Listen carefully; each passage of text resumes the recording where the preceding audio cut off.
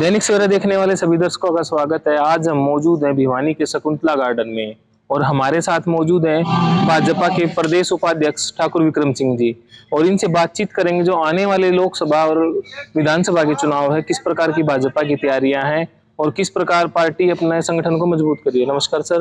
और बात करें आने वाले विधानसभा चुनाव को लेकर पार्टी की किस प्रकार तैयारियां हैं। दैनिक सवेरा को भी बहुत बधाई देता हूं। अच्छा कार्यक्रम आपका चल रहा है। और अब जो आपने पूछा है, पहले मैं 5 राज्यों की बात करूंगा।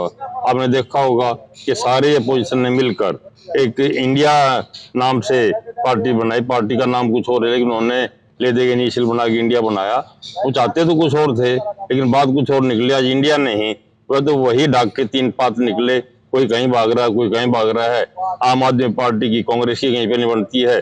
समाजवादी पार्टी का कल आपने झगड़ा देखो, कितना झगड़ा।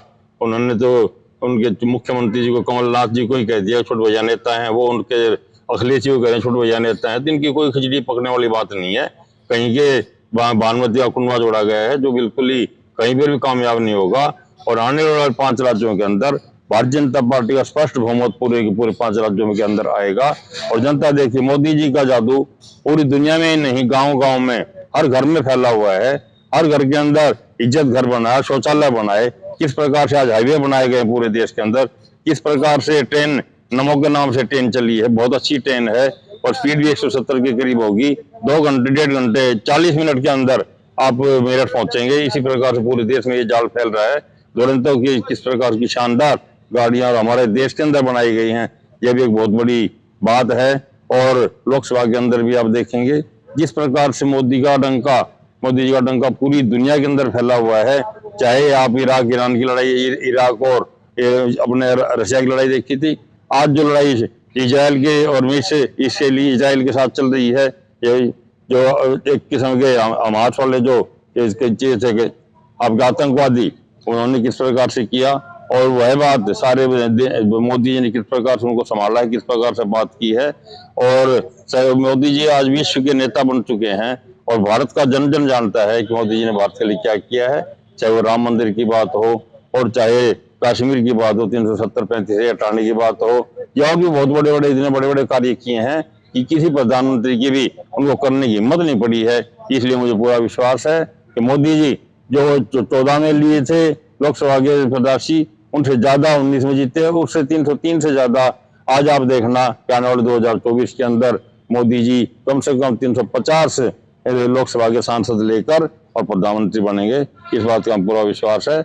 और आने वाले 2 दिन के बाद में भिवानी के भी शानदार, बहुत ही अपने स्वाभिमान के साथ उन्होंने राजनीति की। ठाकुर वीर सिंह जी भिवानी से 1977 से 82 तक यहाँ पर विधायक रहे।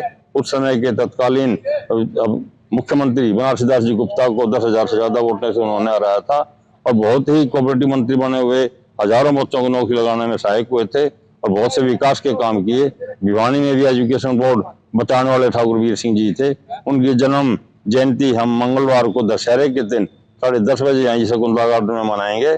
आप सबसे प्रार्थना है कि आप अधिक से अधिक अपने साथियों के साथ लेकर, युवा साथी, बहनें और बच्चों को साथ लेकर आए, जिससे कि जो कार्यक्रम में 4 चांद लगे और आप भी ठाकुर साहब के जीवन के प्रकाश के बारे में कुछ जान पाए। इसलिए मेरी आप सबसे हाथ जोड़कर प्रार्थना है कि आप सभी ज्यादा से ज्यादा संख्या में आए और अपने नेता को नमन करें।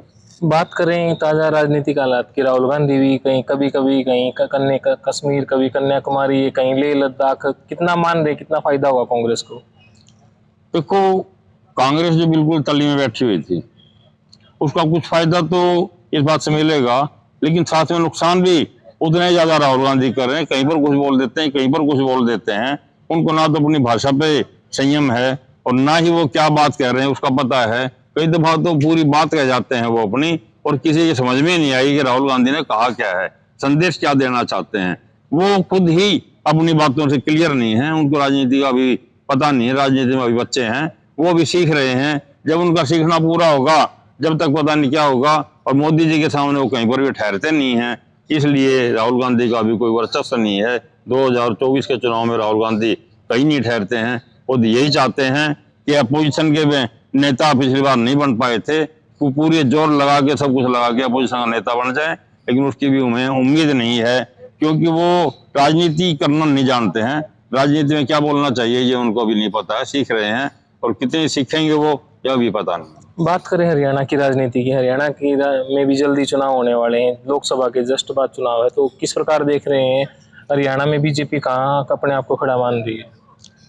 लोकसभा चुनाव में हमें पूरी उम्मीद है कि 10 की 10 लोकसभा की सीटें दोबारा रिपीट होंगी और भारतीय जनता पार्टी पूरी तरह से इन पे जीतेगी, क्योंकि अब मैंने अभी बताया मोदी जी का जादू हरियाणा के अंदर बहुत ज्यादा चलता है। दिल्ली के बिल्कुल 3 तरफ से हरियाणा ने घेरा हुआ है। दिल्ली की राजनीति कुछ न कुछ हरियाणा से ही चलती है। और जहां तक बात विधानसभा की है, चाहे हमारे मुख्यमंत्री मनोहर लाल जी थे, उन्होंने इतनी प्रकार की योजनाएं बनाई हैं, चाहे PID ले लो, चाहे दूसरी योजनाएं ले लो, और ट्रांसफर्स का एक खेल चलता था। ट्रांसफर की एक इंडस्ट्री थी, लोग उसमें कमाई का धंधा करते थे। 40,000 दे के किसी का ट्रांसफर कराता था, दूसरा 50,000 लेके उस ट्रांसफर को रुकवाता था। वह मोदी ने एक पोर्टल डालकर, और सभी आज अध्यापक देखेंगे पूरी हरियाणा प्रदेश के अंदर, वो खुश हैं कि जहां हमारे मन चाहिए स्थान चाहते हैं वही उनको मिलता है। और ये बहुत ही बड़ा कार्य किया है। और धीरे धीरे सभी डिपार्टमेंट के अंदर हरियाणा के अंदर पोर्टल डालकर ट्रांसफर होते हैं, ना कुछ सिफारिश चलती है। अब नौकरियों के अंदर दोबारा भी D ग्रुप का पेपर आप देख रहे हैं, दुनिया भर के लोग मारे मारे फिर रहे हैं, कुछ पैसा लेने वाले मिल जाए, कोई नहीं मिलता है, क्योंकि खर्ची बिना पर्ची बिना खर्चे की सरकार है। ना किसी की सिफारिश चलती है और ना ही किसी की पर्ची चलती है।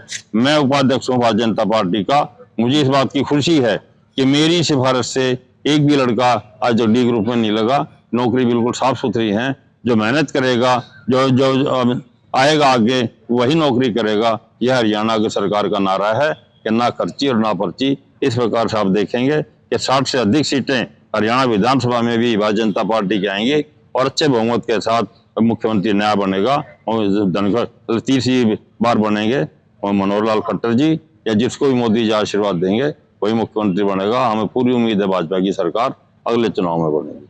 तो ये थे भाजपा के प्रदेश उपाध्यक्ष ठाकुर विक्रम सिंह जी।